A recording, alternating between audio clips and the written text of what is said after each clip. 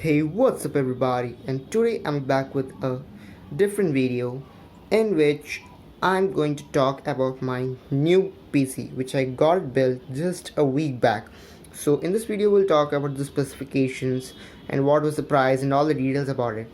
So I'll set this computer down in a moment and I'll take the side panel off so that you can see what's inside.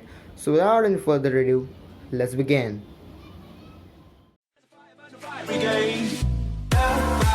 Tonight we are losing this fight. Oh, now.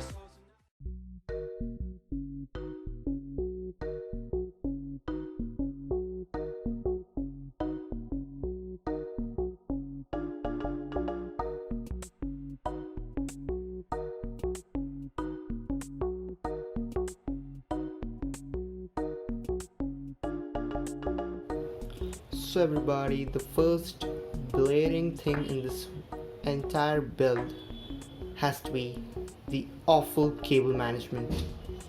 So like guys, this PC was actually not built by me, so like there are a lot of errors in it.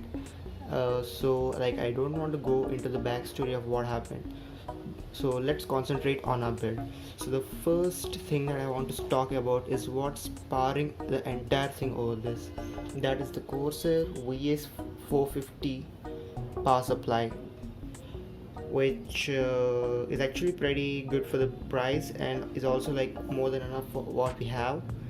It has a power rating of 450 watts and it's a completely non-modular power supply, which I hope you guys can see.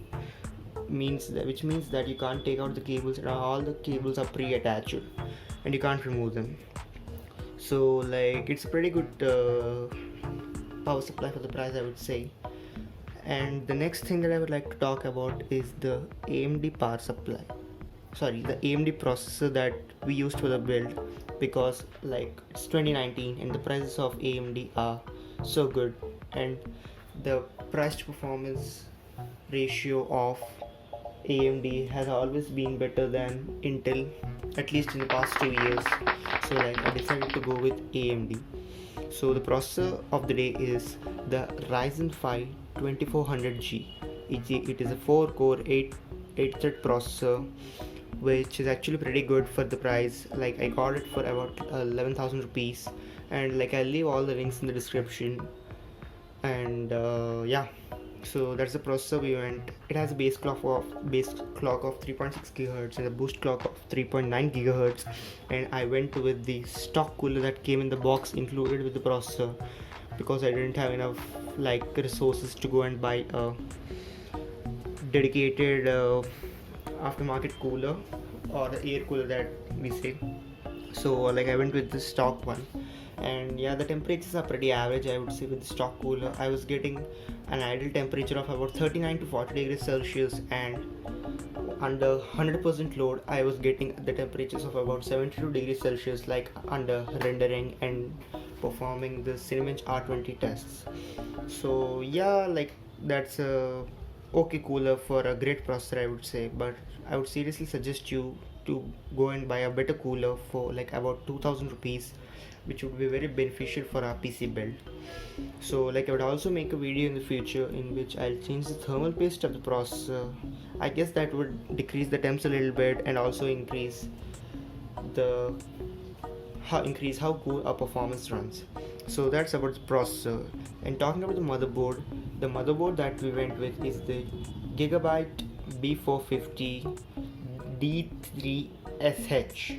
I know that's a weird name, but like it's a B50 motherboard, and since it's like AMD Ryzen 2nd gen processor, I went with the B450 motherboard, like because I didn't want to like go and update BIOS with the first gen processor of the B350 motherboard. So I went with the B450 motherboard, and it's actually pretty good motherboard, and it has 2 PCIe Express lanes and 4 DIMM slots, out of which I have only populated one of them, which I'm going to talk about it in a bit.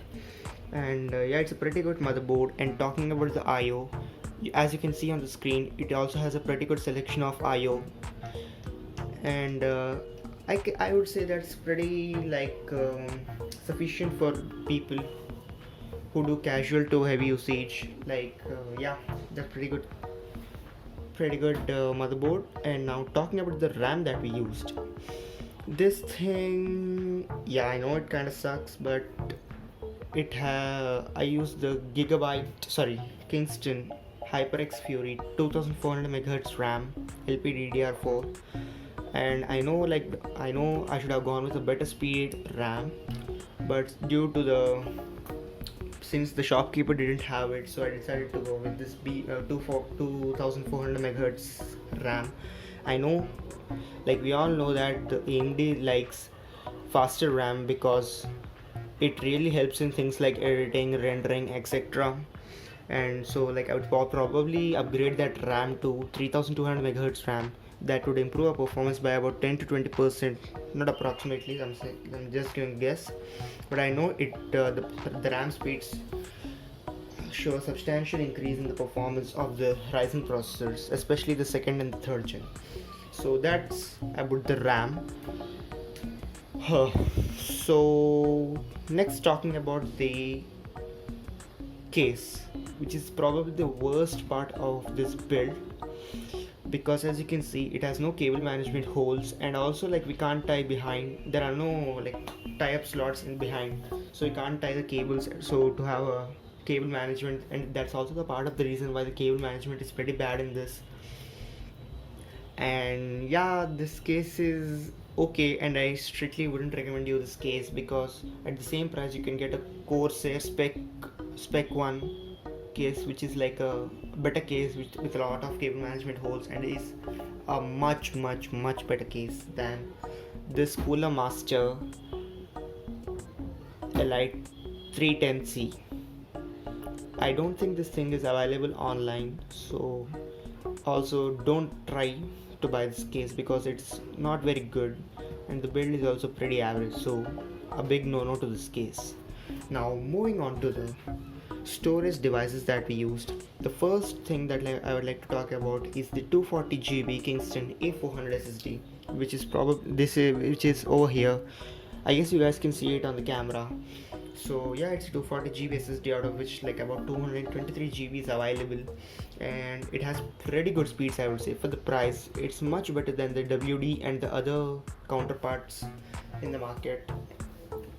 So like that's a pretty good SSD, and it has been serving really well. And these are the speed tests that I performed on this, and as you can see the speeds are pretty good, and it's only about 15 to 20% slower than the famous Samsung Evo series 860, 850, yeah.